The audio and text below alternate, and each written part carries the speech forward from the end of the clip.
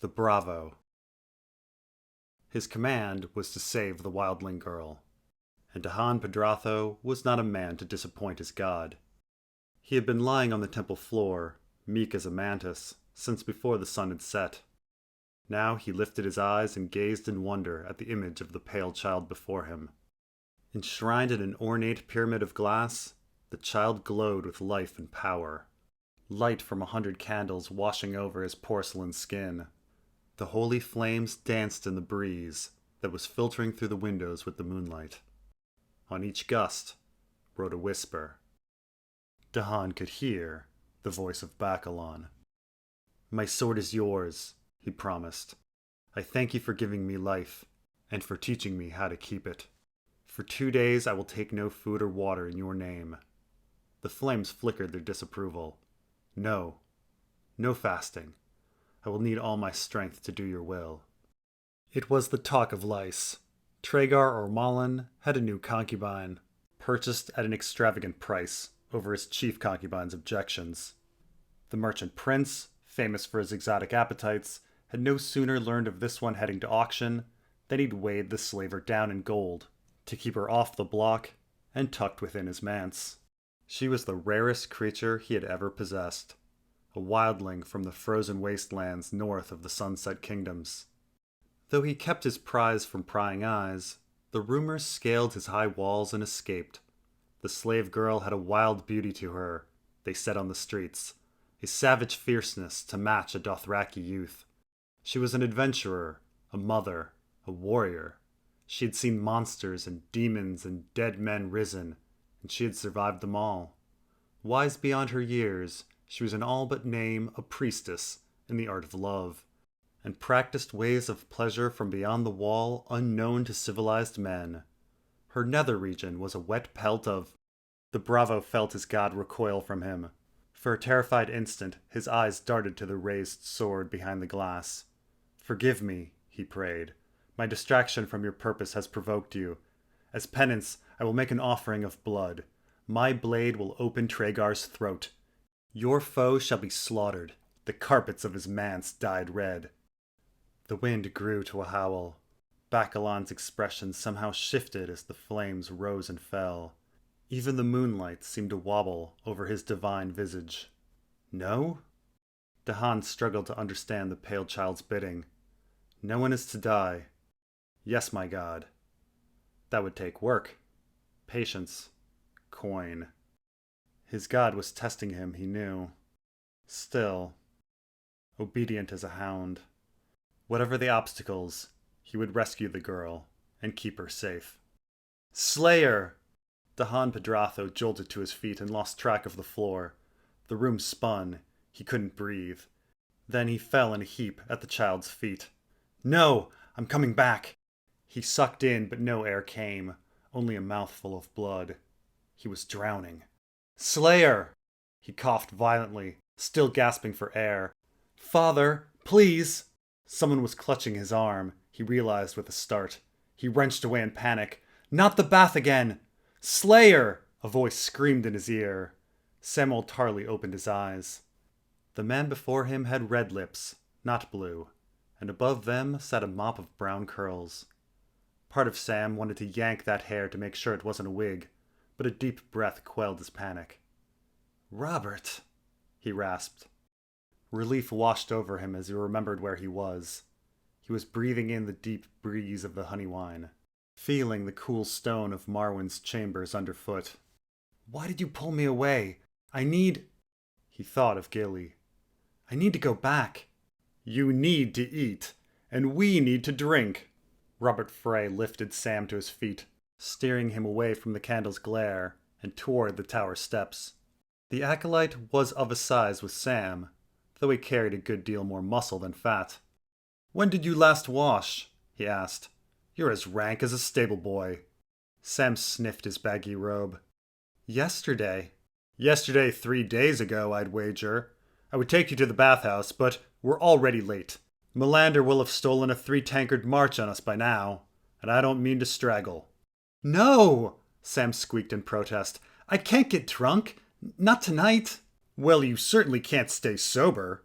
A novice of the Citadel has shed his maiden's blood. Pate. Of course. He had forgotten the occasion. Robert led him down the steps, but Sam's mind was still in Lice, with Gilly and the babe.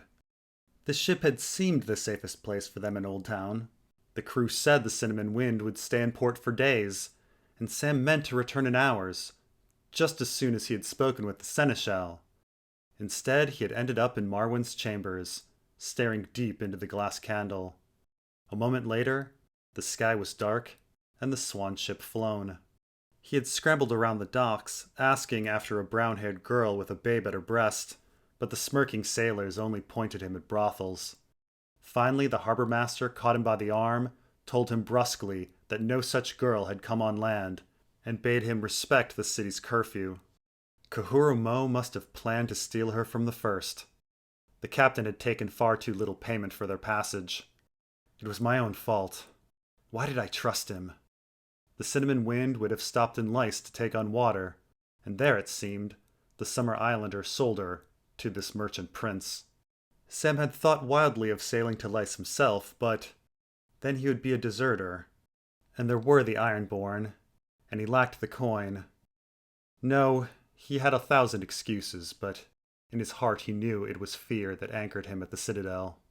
The Bravo will save them, he told himself. He can be brave for me. His flabby arm slipped from Robert's grasp. I have work to do. Sam, it's not even your night. Leo will be here soon, and he won't be nice about it like me. Do you want to wake up smeared in raven droppings? I suppose you'll hardly smell worse. Sam stopped at the landing and hung his head.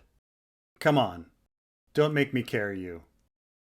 Evening rain stained the cobbles as they made their way downriver towards the Quill and Tankard. Sam stumbled in the fog, still lost in his thoughts of Lice. His swordsmen needed allies. But who? What team of heroes could he assemble? He tripped over a stone, but Robert caught him, steady as an ox. He thought a moment. Have you heard any news from your brother? Malwyn? Robert asked. Not for some time. Still apprenticed to an alchemist in Lice, last I heard, learning the arts of poisons and sleeping draughts. It suits him. How so? With a face like his, only a sleeping woman would share his bed. Sam grinned, but not at the joke. An alchemist? Sam considered the brother as he skirted a pile of horse manure on the old wooden bridge. We could make use of him. No one need be hurt. He was still wondering how his bravo would get coin to pay the lad when Hopfrog's laughter reached through the fog and he realized they'd arrived. Sam could smell the cider before he'd made it through the door. Slayer! Melander bellowed. You've finally come out of your cave! Cider rained from his raised tankard. The tavern was a riot of toasts and talk and table-pounding. The bard in his corner singing The Bee and the Fox could scarce be heard over all the din. Sam found a seat and a smile for his friends. I see you didn't wait for me. We waited so long to send Butcher's boy to find you, answered Rhoyne, giving Robert a mocking bow and thanks. The Slayer and the Butcher's boy, thought Sam. Whether they liked Lazy Leo or not, the names he bestowed always caught on, even Hopfrog, though most had the grace not to say it in Melander's hearing.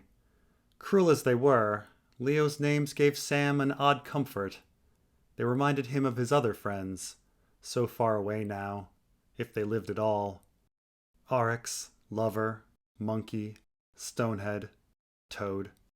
We thought you'd forgotten the man of the hour, said Armin the Acolyte, sweeping a hand toward Pate at the head of the table.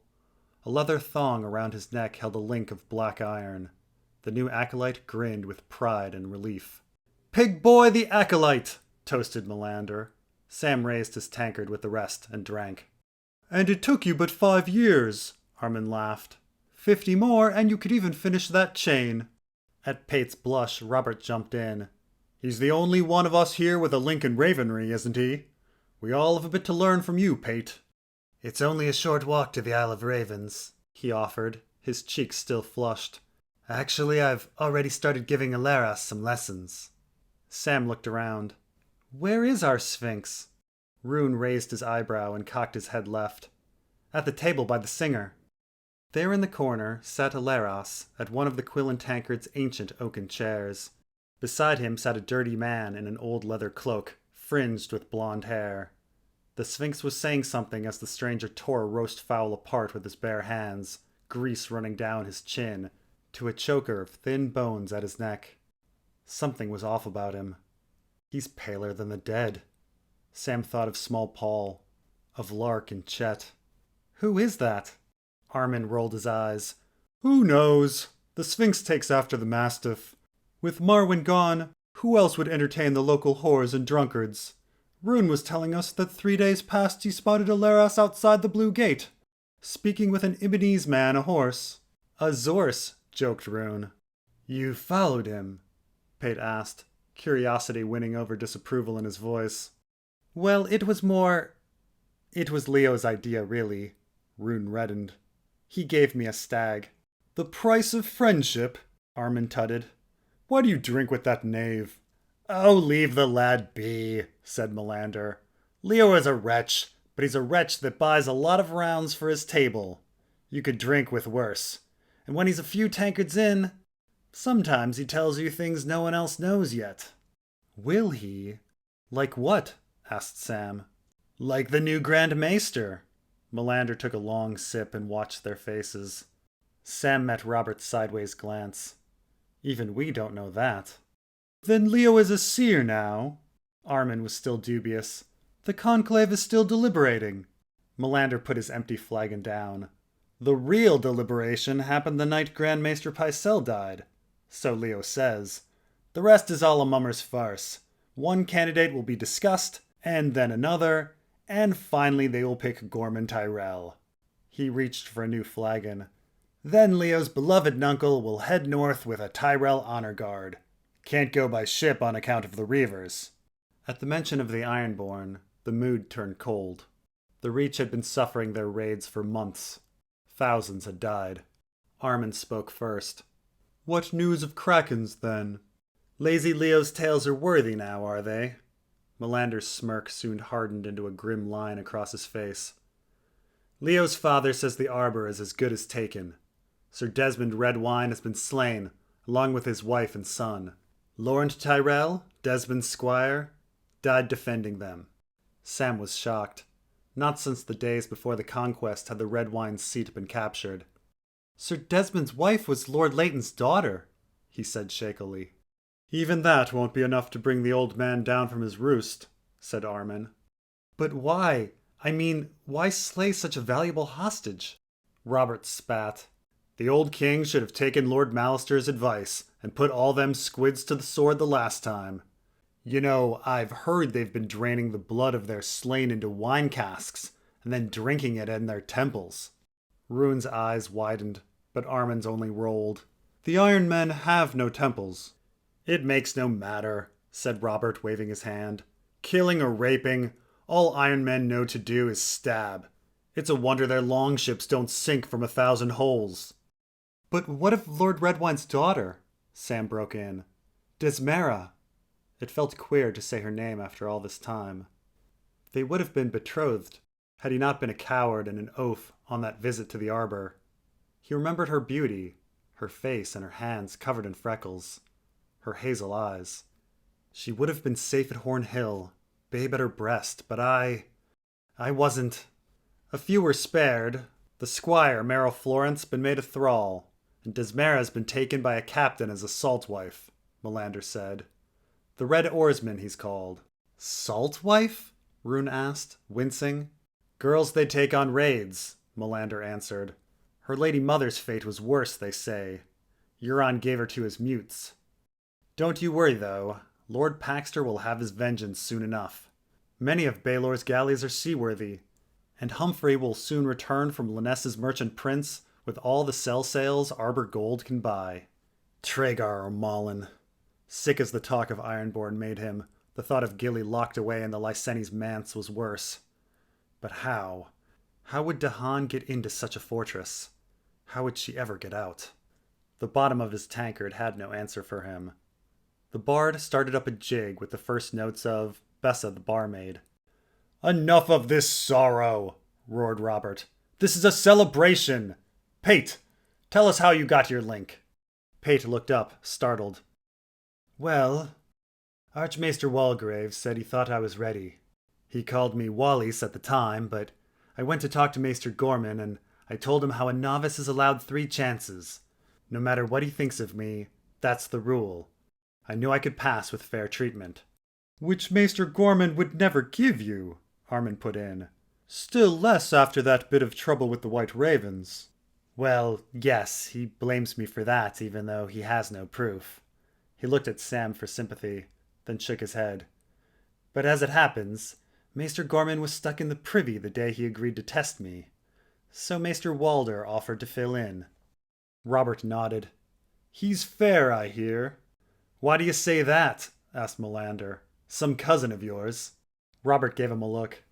Not every Frey is a Walder, and not every Walder is a Frey. I have kin amongst the flock, but not there. Pate held up his new forged link. I'm sure you can guess how it went from there. Just then, Rosie arrived with another tray of flagons. A round for the maesters in making, compliments of Aleros, with an apology for his absence. Melander reached for a fresh drink. Tell him our hearts are well and truly broken, and they'll take a couple more rounds to mend. It was the hour of ghosts when a cold gust sent them staggering back to the citadel. Cider had washed the Reavers from their thoughts, but Samwell hadn't drunk enough to erase his own mistakes. That night, he dreamt of John, of his last command, of what they'd left unsaid. His head swam with schemes and fears and failures, but he also saw Bravo, sword in hand, within a pyramid of glass. He felt sick on waking, and the sickness lingered. He told his friends it was the drink, and shut himself away for days, emerging only at night. Secretly, he was relieved at this excuse for solitude, a rest from his lessons, his duties. Important as they were, the citadel would wait for him. But the order would not. The day of the meeting found Sam in the bowels of the citadel, rapping out the secret knock against the ancient weirwood door. First knock. Rangers returning. The thought came unbidden. Second knock. Wildlings. A count of 5, then one last rap. You're late, whale boy, said a deep voice behind the door. It was Leo Tyrell, trying not to sound like Leo Tyrell. Armin delayed me, Sam replied. He had chanced to meet his friend in the library on his way to the forgotten staircase that took him down here.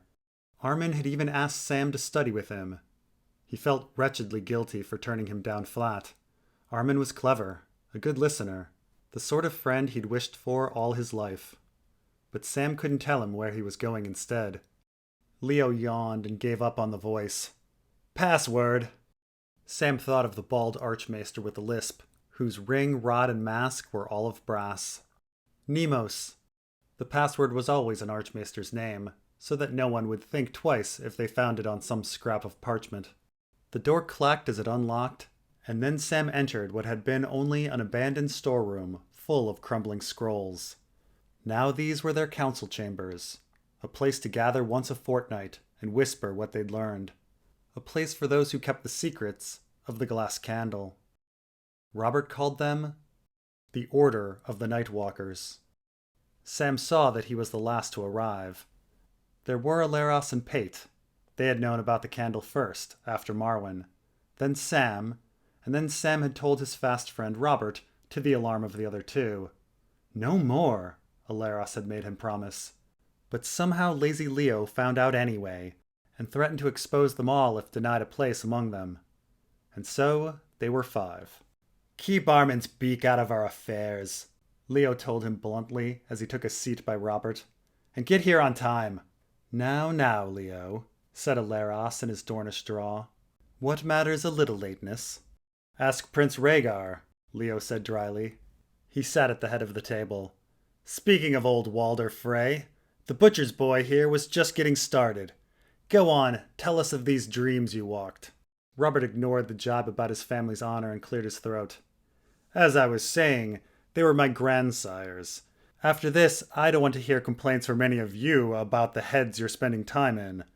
They all knew enough to grimace, though Leo only smirked.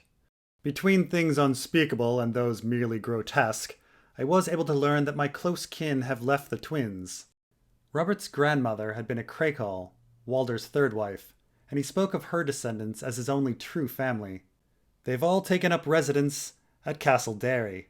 The Sphinx raised an eyebrow. Derry? All of them? Most. I have kin in the Vale and the Free Cities, and as many in the north. The mention of the phrase holding Winterfell for the Boltons brought another dull pang of guilt.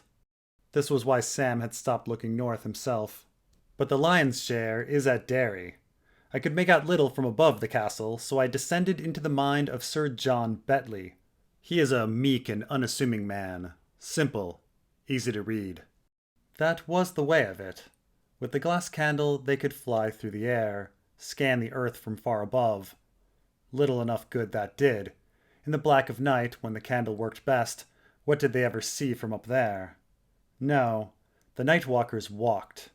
They walked in the minds of men, experienced their thoughts, learned what they knew, and left them none the wiser. It was men and only men for Sam, and only some men at that. Not every mind was open to him. Some were too complicated, too stubborn, too frightening. Those he could enter were the most like himself, a helm with the right fit for his head. Perhaps this was why he'd failed with the women he'd tried, or perhaps it was his own unease. Pate and Aleros had had some luck with them, so a man could do it, the Order knew, but all agreed children were best avoided, as they were emotional and unpredictable, and ill-informed besides. Even after they formed a bond, it took them time to be at ease with a new host. They'd learn to visit in dreams first, grow accustomed to the visions and half-thoughts beneath the mind's surface. When this patchwork landscape had grown familiar, they started being able to see through the man's eyes while he was awake and listen through his ears. Sam alone knew that another level of mastery lay beyond even this. "And what did you learn through this night?" asked Pate. Leo drummed his fingers. "My cousin André styles herself Lady of the Castle, on the strength of her marriage to Lancel Lannister, who has heard the call of the Father. This has led him to a new life as a pious fool, it seems. The boy renounced his lands and ran off somewhere. His place in Amy's bed has been taken by a man called Strongbore. He might be a relative of mine on the Kahl side, actually. In any case, many men have gathered around Lady Frey, my uncle Danwell, my cousin Alisander, Arwood and his children, even Olivar. His mother was a Rosby, you see, and—" "Enough of these Freys!" Lazy Leo groaned. "What difference is there one to the next? Have you something useful to report, or are we just counting weasels to sleep?" "Hush, Leo," said Aleros. "Finish what you were saying, Robert." "No, I'm done. Or near enough, as makes no matter. Someone else can go." The Sphinx sighed. "Let's hear from the pig boy," said Leo. "What news of the north?" The lands beyond the neck had been Sam's responsibility, till he could bear such sights no longer. Now the job had passed to Pate. "I flew beyond the wall, where life is scarce. There I saw one village after another, all abandoned." "Did you find anyone at all?" "I did. I walked the dreams of a wildling girl named Dia." "Could it be?" "It was the name of one of Gilly's sisters. Her life is suffering. She is a captive of 4 men who wear the black. Bill, Carl, Dirk, Oss. The names are always in her thoughts. She curses them day and night, hoping that her sons come soon to kill them all for what they've done to her." "Mutineers," Sam said sullenly. "And her sons are—" He could not bring himself to finish. "Did you see them?" he managed. "Did you find the army of the dead?" "I looked across many leagues," said Pate, "but I saw no armies. Only snow, and ice, and trees." "Mayhaps they're hiding," Robert jested. "Did you check behind the bushes, up the trees? You should try walking the dreams of Grumpkins. They may know a thing or two about where the dead walks." Leo and Aleros held their tongues, but they were looking at the ceiling. Many times Sam had broached the matter of the others. The Order had been curious at first. In an age of dragons and comets and glass candles, why couldn't other stories come to life? But week after week had passed, and they had never caught so much as a glimpse of the threat he'd named. Their interest waned. Sam said no more. "Well, I, for one, have been doing something useful with my time," announced lazy Leo after a pause. "I looked into the dreams of a man named Watkins. He's squire to the Captain General of the Golden Company. It would seem John Connington has the upper hand in the Stormlands." "Wasn't your cousin marching to meet him?" asked Aleros. "He was, but the fool lost his cavalry somewhere along the way." Robert was incredulous. "Lost? All his cavalry?" Leo shrugged. "Armies go missing north and south these days." He chuckled, pushing his shaggy blonde hair out of his eyes. "But it's worse than that. The Golden Company now holds Storm's End." The table gave him the stunned reaction he was looking for. Aleros, though, narrowed his eyes. "You seem almost pleased." "Why shouldn't I? Connington has won every tilt in the lists, and if he can unseat little Tommen next, he'll claim 3 dragons for his prize. When Aegon holds King's Landing, Daenerys is sure to join her strength to his. Then who will stand against them, king and queen?" "Is that what we want?" asked Robert. "Yes," blurted Sam, remembering Aemon's words.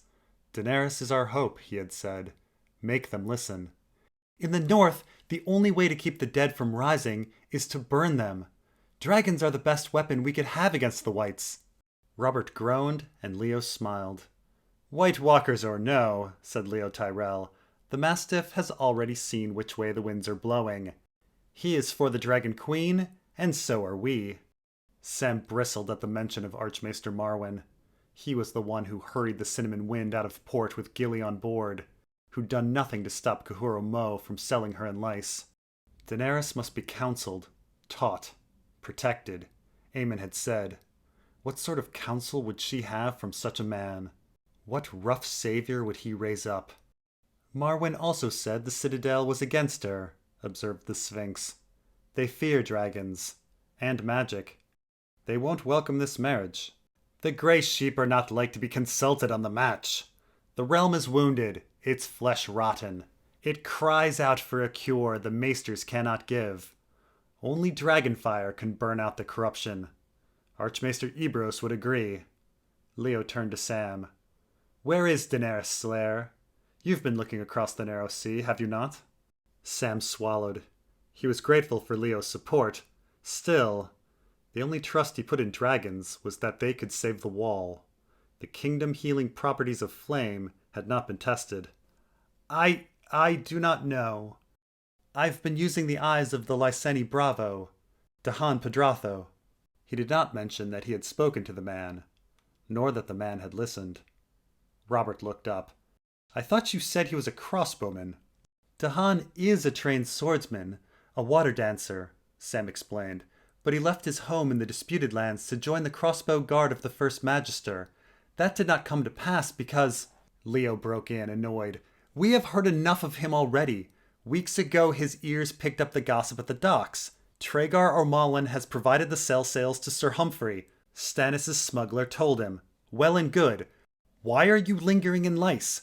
Move on to Marine, or at least Volantis. I would help, but I've never had the knack for High Valyrian." Sam wondered what to say. He wanted to tell them about Gilly, Kahuro Mo and Marwyn, the Swan Ship, their betrayal.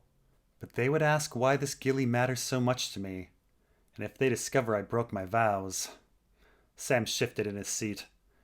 It has been a challenge. The language is spoken differently across the narrow sea, and the candle prefers looking north to east. He felt his excuses landing feebly, so he gave them something else. "But I have heard that a bastard son of Robert Baratheon might be hiding at Traegar's manse. He is said to have loyal men about him. Sir Andrew Estermont, and a man they call the Fishwife." Robert whistled. "Now that is interesting. Humphrey's sister lives with Ormalin as a concubine, and Lord Leighton has provided refuge to Alekine Florent."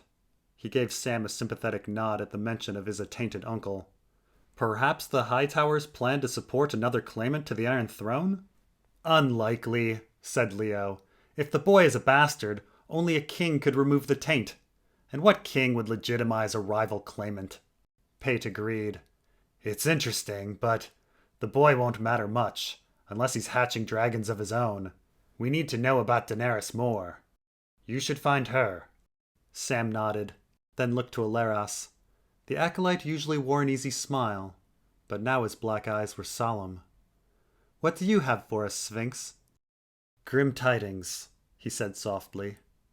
I walked the dreams of Elena Westerling of the Crag. The poor child is mourning her parents and her uncle, all taken suddenly, along with their maester, John. John? Robert repeated, shocked. Distress was on every face. The man had left before Sam's arrival at the Citadel, but John Vance had been a friend to them all, and especially to the Sphinx. Sam felt for them. I lost a John as well. Leo clenched his hand into a fist. How did he die? He was poisoned, Aleras said. Gods know for what. What of the letter? Asked Pate. Letter? Asked Robert, numbly.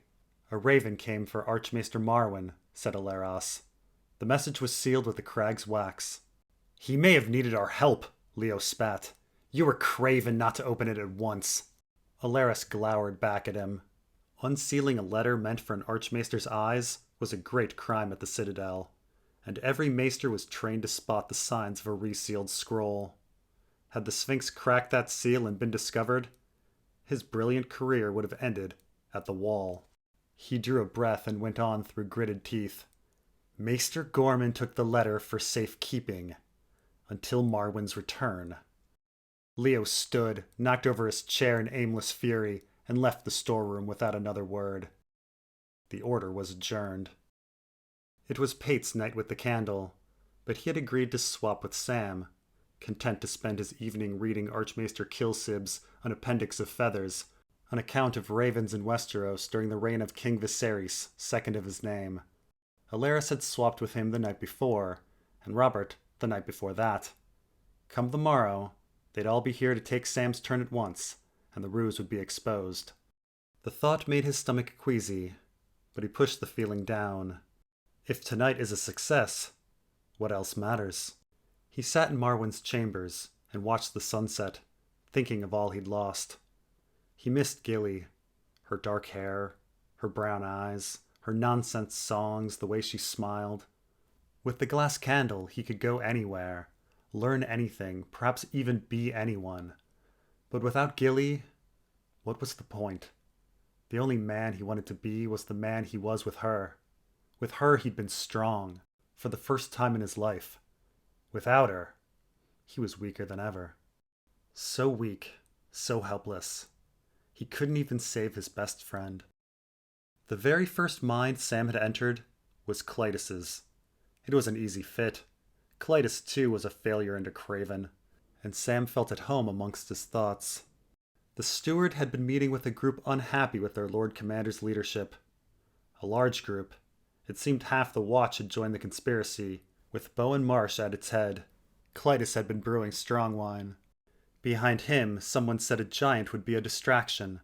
Another that Jon Snow would be drugged, dumb, clumsy. They wouldn't get another chance. Panicked as he was, Sam was helpless to warn Jon. If he had known, if only he had known how to speak to those he visited. But he was a novice with the candle, with no idea of all it could do. And sending a raven would be useless.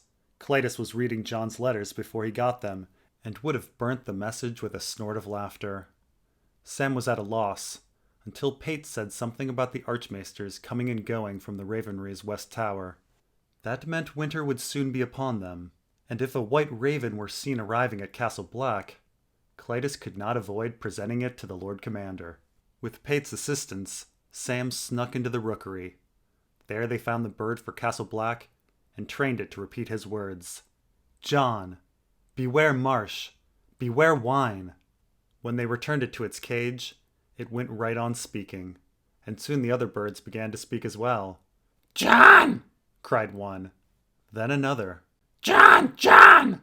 Soon the whole rookery was screaming. Alarmed, Sam had tried to hush them, until Pate pulled him away. It makes no matter, Sam. We have our raven. He was right, Sam had thought. As long as their bird reached Castle Black, his warning would reach John. It reached him too late. It was a long way from Old Town to the Wall, and Bowen Marsh's plan moved faster than a raven's wings. Sam watched through Clytus's weak eyes as he read over the letter from Roose Bolton's bastard, goading John to march south. As he resealed the pink wax, Sam screamed for him to stop, but he could not make the steward hear. He watched Castle Black fall into chaos, saw the plotters stab Jon Snow in the belly.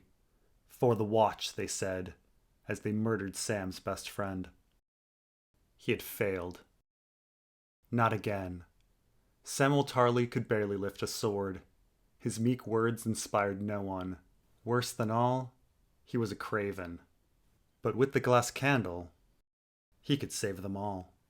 Gilly, Aemon battle-born with her, and her true son at the wall, Nella and Daya and Fernie and all her other sisters, Desmara and Merrill, Pip and Gren, Totter and Halder, Ed and Hob and Darien, all the Black brothers, even Alistair Bloody Thorn, his father too, his mother, Dickon, Tala, Ramona, Cornelia, and John's uncle Benjen, his sisters, Bran and Rickon, Jojen and Mira and that giant boy they called Hodor, Gren's brothers, Pip's sisters, the old bear's son, Stannis and his red woman, the wildlings and the small folk, the knights and the lords and the septas and the maesters, the boy king Tommen, John Connington and his prince, even the dragon queen Daenerys, the whole kingdom, the whole damned world.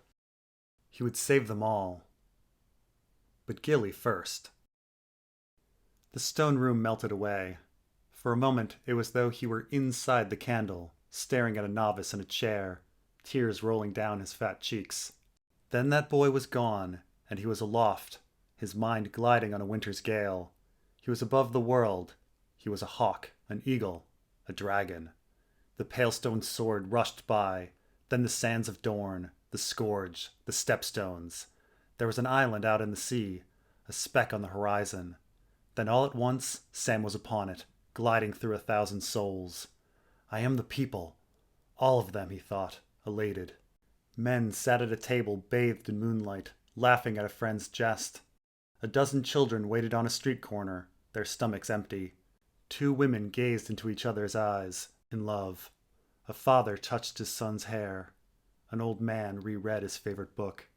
He felt it all, the warmth, the hate, the worry, the beauty.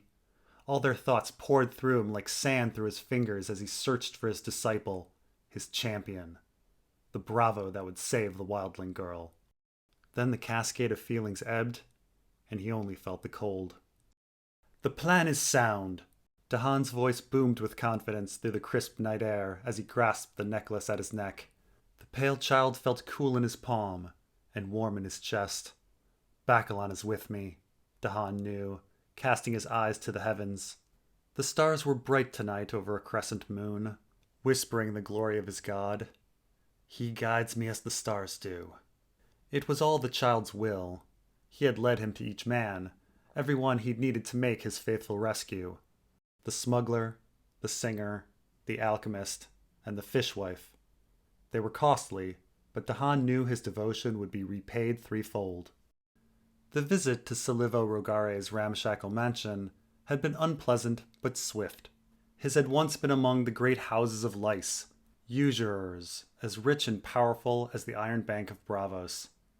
That was more than a century ago, before the Magisters had gained the strength to put their rival low. Now the Rogare fortune was in ruin. They made their shabby deals with smugglers, pirates, anyone desperate enough to risk their freedom. Those who could not pay their debt would oft wind up rowing in a galley, shackles round their ankles. With a Valyrian blade named Truth at his throat, Dahan Pedratho had vowed to repay Silivo within the fortnight. He lied, wide-eyed and unflinching, effortlessly. The Rogares did not follow Bacalon, therefore they had no souls. It was as if he had made a promise to a cow. A deadly cow, admittedly, with a sizable herd to do its bidding, but no true man.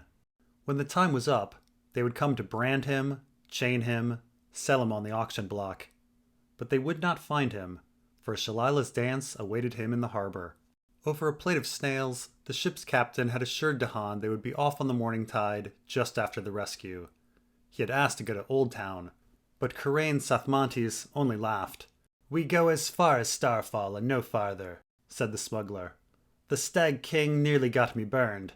I don't fancy being drowned by the Kraken one."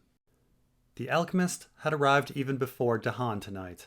He'd found him waiting beneath an olive tree, alone but for a pair of mules. The potion maker refused to give his name, like all men of his order, but Johann knew it all the same. The child had whispered it in his ear. Malwyn, Robert's brother. The only Robert Johann knew was the dead king in the west, but though this homely lad was from the Sunset Kingdoms, he had not the look of royalty. In truth, Malwyn was no alchemist, only an apprentice, but that was all Johann could afford, and at any rate, he was the child's chosen. He would serve. "You brought the powder?" asked Johann. Malwyn made a face. "I would be little use to you if I had not." He stretched out his hands. 7 fingers bore rings, no doubt hollowed out and filled with his concoction. "And the poison is not lethal." Johann's god had been very clear. "Never kill," he had commanded, over and over. "This is demon dance," said Malwyn, closing his hands again. "In small amounts it brings sleep. As I told you, I must know the victim's weight within a stone or so to judge the dose. Too little, and he will stumble about, drowsy but awake. Too much, and he will never wake again. The fishwife will tell us the weights once we are inside, amongst the revelry." "Revelry? Is it some holy night?" "Within those gates? The holiest. It's a night that Traegar or Malin draws breath beneath the stars." A half-mile from the manse, Johann and the alchemist found the singer watering his horse. He was dressed as Tyrashi's oft do, loudly. He wore a pink doublet, green trousers, and a hat fixed with 3 peacock feathers, none of it matching his vermilion beard. His lute and 2 drums were fastened to his mount. As they approached, the singer looked Malwyn over. "You could not have found a more handsome one. What will people say when I come in with this weasel-faced drummer?" The alchemist scowled. "They'll say, 'Who is this Colio Quainus? I've never even heard of him.'" "If you have not heard of me, you must have got poison in your ears. Let me tell you this. Twice the Archon of Tyrosh has praised my voice as nectar for his ears, and honored me with a jade comb." The feather in his hat swung side to side as he spoke.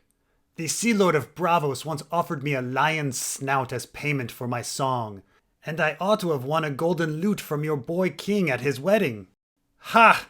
I was told it was Corlos crystal dissolved in sauce that did for Joffrey. Now I find out it was your singing." Quainus's cheeks went as red as his beard. "I should slay you here and now." "By all means, unsheathe your lute and try." "Quiet, both of you," Johann commanded. "Alchemist, it's the singer's name that will get us through the door. His fame is genuine. The guards will assume he's invited." He turned. "Colio." "I have seen uglier drummers. The boy won't be a problem." "Could he wear my hat at least? It would draw the eye away from his chin." "As you wish," said Johann, ignoring Malwyn's glare. Dismounting, he led his horse deep into the olive grove and tied it out of sight of the road. It would be waiting when it was time to escape. When he returned, the alchemist had taken the offered hat, along with a drum, which he tapped nervously. "I can't keep a beat." "You will not need to," said Colio. "Lucky for you, Traegar's concubine prefers ballads. I will sing love songs, accompanied by myself, and that drum will sit in readiness for a dance that never comes." Johann mounted the second mule. "While the singer plays, we find the fishwife, and we poison his wine." At the gatehouse stood 4 guards. None looked fit to stand against him. Johann could easily slay the soulless beasts on his way out of the manse, but the child forbade it. Instead, he had tossed a rope and grapnel a minute ago over the estate's western wall. It would be simple enough to scale, even with the girl on his back. "Ho, Grey Gnat!" Colio bellowed, almost singing. The fishwife had given them the name. 2 guards crossed their spears. The one on the left turned to him. By his looks, he had been Dothraki once. Now he was a eunuch. "Grey Gnat," His high cheekbones and black eyes glared out from beneath a bronze visor. "A week ago. Now this one is Brownbat. Neither that one then, nor this one now, knows you. State your purpose here." "It is I, Colioquanis of Tyrosh, the singer for tonight's festivities." "This one was told of no singer," said Brownbat. "Be on your way." "He sails for Volantis on the morning tide," lied Johann. "Do you want Traegar's concubine to miss the finest singer in the world?" All Lice knew of Lady Linessa's love for singers and harpers. Ormalin was their steadiest patron on the island. "The finest singer in the world is Alia of Bravos," said another guard. Brownbat nodded in agreement. "It is known." "Alia?" Colio asked, incredulous. "That ancient, withered—" "Allow my Tyroshi friend but a single song," said Johann, favoring the godless slaves with an open smile. "If his voice is not the most beautiful you have ever heard, we will bid you good night." The ballad he sang was called The Moors of Caradine, a sad song on any singer's lips, but on Colio's it was nothing less than haunting. The bravo felt as though he'd never truly heard the words before. He saw the wasteland laid out before him, no trees for shade, no game to hunt. He felt the desolate wind on his face, the spray of an ocean where no fish ever swam, felt the sun go out in the sky like a dying ember in a heap of ash, a graveyard for all the stars that had ever shone. And beneath that black sky, one lonely soul, no one to love, no light in the dark, forever. The guards let them in. The manse had been built by Ormalin's grandsire in the style of old Valyria. It was a massive, tiered thing rising over the estate's outer walls. The marble facade reflected the moon's pale light, crisscrossed with Valyrian arches. The structure resembled a sort of glowing honeycomb. From each tier hung a tangle of red-flowered vines, though none so thick enough to climb. A bubbling spring on the south side of the grounds became a waterfall, descending into a pool on the east, the water flanked by a row of trees, lemon across from fig. A separate channel supplied a great brick fountain to the west, out of which rose a towering idol of the false goddess Pantera. Water shot out of each of her 6 nipples. Only a drawbridge allowed entry here, though Johann knew he could swim the moat, the more easily since the guards at the gate had lightened him of all of his blades. When the footpath they followed brought them to the manse itself, its interior was no less impressive. The entry hall led out into a cavernous parlor, which had enough couches for an army to lounge in it at ease. At times, armies had done just that. Flowers of many colors were wrapped in ribbons around the white marble columns, high and low. Lyceni nobles sat beneath them, half in their cups, laughing and conspiring amongst themselves. Johann recognized a few of the more famous magisters, and in their midst, the Gonfalonier himself, renowned for having made the peace with Myr. The coward. The guests' cups were filled by capering dwarf girls, all young and all naked. Taller courtesans roamed the parlor as well, some drawing guests away to private rooms, some not. In the middle of the floor, one slave girl was ravished by 4 rat-faced dwarfs for the common entertainment. Incense floated over the room, casting a dreamlike haze over it all. "Alchemist," said Johann, "lower your eyes, and your sword." Malwyn blushed and held his drum before him. "I've never seen the like of... I haven't..." "Think of your grandmother, or your grandfather. You are a drummer here, not a guest. Act your part." In truth, the upraised sword marked strength at arms, and was nothing to be ashamed of. But he would not squander the word of Bacalon on those who would not hear. "A singer!" yelled a young noble. "Fetch Lady Liness, at once!" Colio smiled and bowed low, as a circle formed around him. When he had taken up his lute and launched into a love song, his drummer soon melted away into the audience.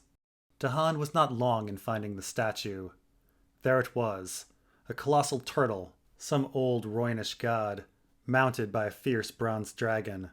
And sure enough, there was the fishwife, standing at the turtle's head. "Who guards the stairwell?" murmured the bravo without preamble.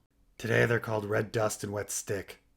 Like the Unsullied at the gate, these kept the Astapori tradition of drawing new names each day. How many stone each? Dust, about 14. Stick is a fat one. 20. 20? Does he guard the stairs by blocking them? The fishwife shrugged. I only report what I've seen. The man is 20 stone. His stance was casual, bored, but his eyes darted nervously. When will I have the other half of my payment?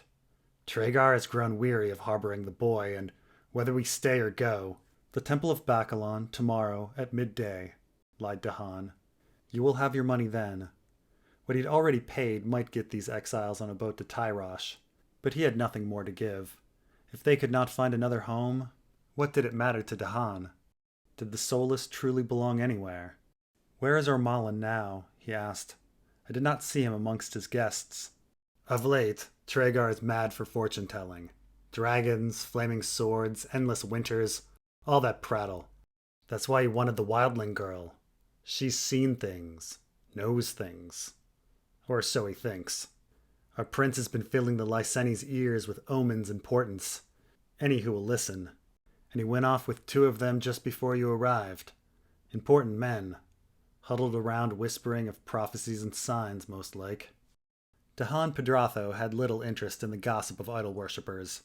They were like dogs barking at the moon, hoping to understand the heavens. The pale child's word was truth, and man's way was his will. Do you have the wine? The fishwife produced 2 flasks, one wrapped in red leather, the other in black. Johann stowed them in the hollow of his drum. Then he scanned over the crowd for the bobbing peacock feathers of a Tyroshi hat. He found the alchemist behind a column, discreetly watching as a pale courtesan from Karth pleasured the Gonfaloniere. 20 and 14, he whispered, swapping his drum with Malwyn's. 20? Malwyn asked. By what sorcery? The bravo only shrugged. Johann left the alchemist to his work and watched the room. Colioquenus had bewitched them all. His voice was sweet, and Tyroshi accents were deemed charming here in Lys. The chief concubine sat nearest to him, wide-eyed and enraptured. None could deny she was a lovely woman, with golden hair and skin as pale as Bacalon's. But she was too neat, too Lyseni for Johann's taste. He preferred women from far away, with a certain roughness to them. There was something about a foreign look, messy hair, a scar here and there. Those were the kind that bore the strongest whelps. When he made his way back, the alchemist was done. Red for the big one, black for the little. Your man cannot mix them up, he warned. If he does, one guard will die, and the other won't even sleep, and your plan will fall to pieces.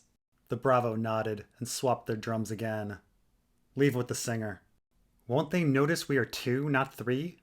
The guards have changed by now, Johann said. It could even be true, for all he knew.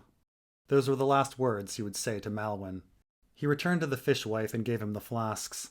The man often passed food and wine to the guards on duty in exchange for their gossip. These eunuchs heard the secrets of the mighty behind Traegar's doors. Whatever they had heard tonight, they would drink well for it. The fat one drinks from the red, he told him. You must not err. Simple enough. The fishwife eyed a passing dwarf girl as he started off. Give me 20 minutes. Then you can fill yourself a chamber pot. The privy was a series of small rooms with an ornate bowl in each one.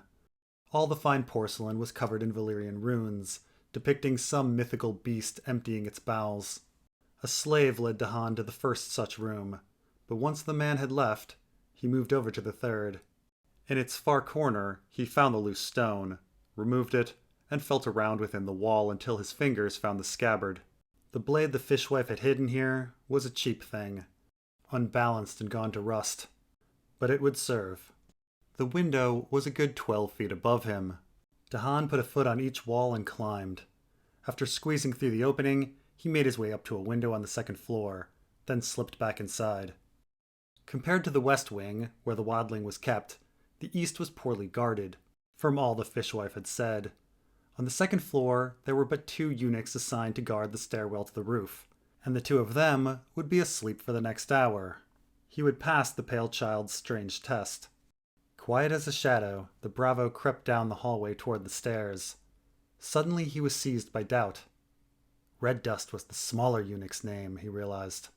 But he gets the black flask. Had the fishwife been confused? Johann peered around the corner. There by the stairwell lay 2 guards, sprawled on the floor, empty flasks of red and black beside them. Slowly he approached for a closer look. He saw that they were twins, from Nath, both about 17 stone, and he saw that they both were dead. His god was troubled. He could feel it. I've disappointed him. The thought was too horrible to dwell on. The only atonement lay in the wildling girl's safety. Johann climbed the stairs as high as they went, then found a window. He inched out onto the ledge, followed the ledge to a buttress, and scrambled atop it, breathing heavily. Once on the roof itself, he raced across the catwalk towards the west side of the manse, swift as a deer. There, over the center of the manse, a 15-foot gap loomed between the eastern and western parapets. He would have to jump. A new and sudden feeling crept up on him unbidden. Fear. The ground seemed farther down than he knew it was truly. Impossibly far down. As though he had climbed for hours. He could almost feel it reaching up to touch him. Hard, stony, jagged. From this height, the fall was sure to kill him. Snap all his bones. Smear his organs across the little pleasure garden below. Would he even have time for pain? Johann shook the feeling off. I have no fear of heights. I've never been a craven. He walked back, took a running start, and leapt. When he was on his feet again, he followed the catwalk to the west face of the manse. He looked down. There was Pantera in her fountain. His grapnel waited by the wall, hidden in the trees. The Bravo scaled down to a ledge, shimmied over to the window, and looked within. There were 3 men in the room, upon 1 woman. Sweaty, hairy bodies moved up and down, amidst the sounds of grunts and lapping. Johann did not know the other 2, but one of the men was Treygar O'Mallon, a moan upon his lips. The woman moaned too, but not in pleasure. In despair. Johann heard the voice of the pale child. He was whimpering. Then he screamed. He felt the wrath of his god fill his lungs, turning his breath to furnace wind. He knew the test was over. He saw his purpose clearly, and it was Bacalon's own purpose, neither more nor less. Somehow, for this miraculous moment, they were as one. The Bravo smiled blissfully. Yes, my god. He burst through the window and unsheathed the rusty blade. 1 man shot up, waving his arms and yelling. Johann opened his throat and let blood rain upon his foes. Treygar O'Mallon was dead a moment later, a gash at his throat. As the 3rd man scurried away, the door burst open and 2 guards charged. The Bravo ducked a spear and rolled across the floor, slashing low. One Unsullied gaped as the other's gut spilled out onto the Mirish carpet. Then he turned and ran. He got as far as the hallway before Johann's sword found his back. As he pulled it free, he glimpsed another eunuch at the end of the hall, turning away. He will alert them all, Johann knew. I have little time. He returned to the room, silenced the naked man in the corner, and approached the wildling girl in her bed of blood. Her breaths were fast and shallow. Do you speak the common tongue, girl? He asked her. Though now he could see, she was no girl. The tangled hair that covered her face had started going gray. She was past 40, her body spotted with freckles, as well as drops of blood. She nodded, eyes wide with terror. There's no reason to fear, Johann said gently. The pale child Bacalon smiles upon you. I am your salvation. What is your name? Mole, she said numbly. A lovely name, he told her. He took her by the hand and helped her to her feet. Come with me. It is time we left this place. Bacalon had begun speaking in tongues. Her calloused hand in his, the Bravo led the wildling to the window and looked down. He had planned to fashion a rope out of bedding to descend the 4 stories, but there was no time. He could already hear the sound of boots clomping up the stairs. He could climb out as he had climbed in, but the wildling could not, and he would not abandon her. What could he do? Nagili, the child chanted. Nagili, Nagili. This is my final test of faith, Johann realized, looking out into the night. He was afraid. But when else can a man prove that he is brave? He turned to the waddling woman. Bacalon fashioned our bodies from steel, my sweet. This is the truth and the way. Her eyes met his. Hazel. She was truly beautiful. Johann Pedratho smiled softly. Sputters and gasps poured from the child's mouth.